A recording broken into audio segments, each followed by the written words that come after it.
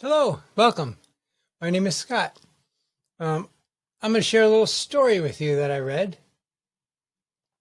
This comes from, I don't want to say the name of the website because I'm not certain, but from the details, if you really care to look it up, you can probably find it. I read this on the internet, so it's... So what it was a story about near-death experiences.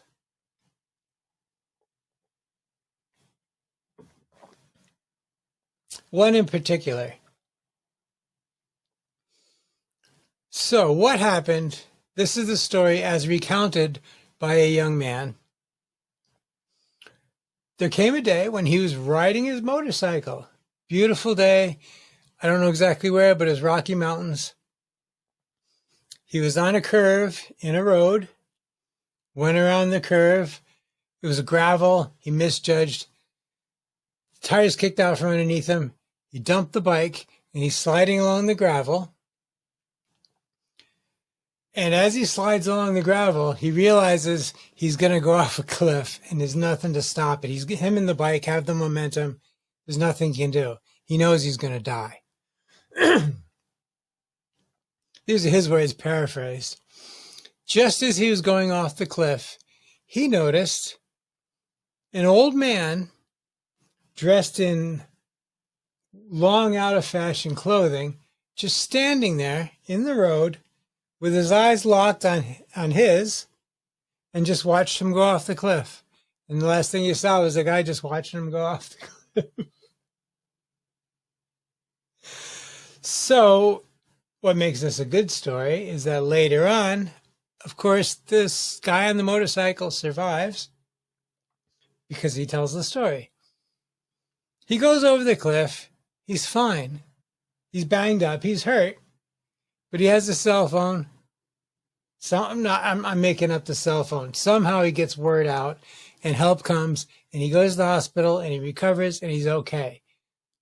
End of story, supposedly, and yada, yada, yada. And then he comes up with, then later on, while going through family photos, he noticed that his great-grandfather, a picture of his great-grandfather, that he didn't remember ever seeing before, and drum roll. The picture of his great-grandfather was the same man he saw as he was going off the cliff to die in his head. That story rang true to me. It was written way better than I retell it. And there's nothing about it that makes me think the guy is lying or making up a story. In other words, to the best of my ability, I accept what this person told me about his near-death experience is true. It's the best I can do. All right, now.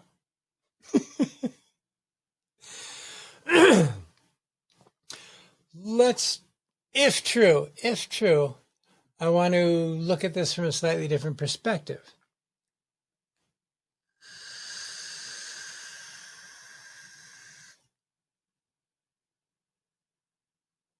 Okay. For ease of storytelling, because I don't remember, I'm going to make up two names. The young man on the motorcycle who almost died, his name was Jason. All right. My looking at the story is from the point of view of Jason's great-grandfather. I'm going to name him Aloysius. One, because I love to say that, and it was actually my great-grandfather's name.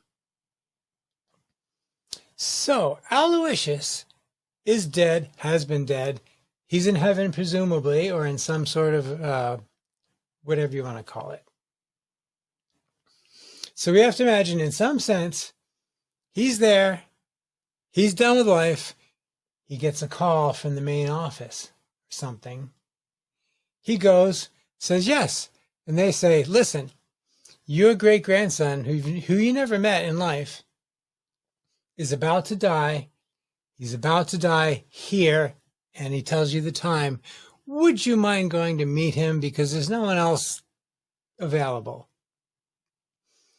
So, me, Aloysius, I'm like, yeah, that'd be great. I'd love to meet my great-grandson, even if it's just for a minute. Yeah, this would be cool. I would love to do that. Okay, mission assigned. Aloysius goes to the spot at the time, and he's waiting to escort his great grandson back to heaven or the afterlife or whatever.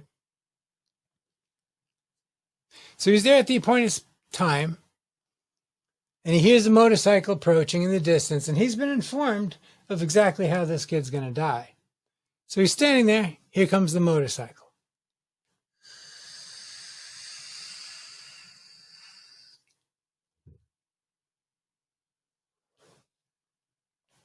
Gets louder and louder. He looks. He sees the rider and the motorcycle come around the corner. He sees the bike go down as he knew it was going to. He sees the kid sliding across the road and off the cliff, and he's looking at the kid, and the kid looks right at him just as he goes off the cliff. So Aloysius goes over to the edge of the cliff, looking down at the scene he expects to see, a lot of blood, but his grandson looking around wondering what happened. Instead, his grandson is either on his phone or something, but he's okay. He's obviously okay. So maybe, me being Aloysius, maybe I'll wait around for a while. Maybe I'll even accompany him to the hospital. But at some point, I realize that somebody fucked up. And I'm going back to heaven. And I'm a little peeved. And the moral of this story is